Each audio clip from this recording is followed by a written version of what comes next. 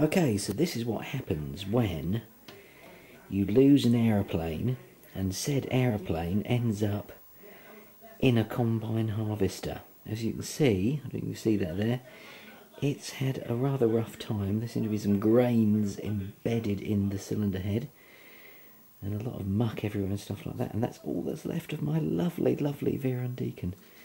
So, whatever you do, don't lose your aeroplane. Anyway, I'll see if it's turning over all right, so hopefully I can clean it up and get it back in the air.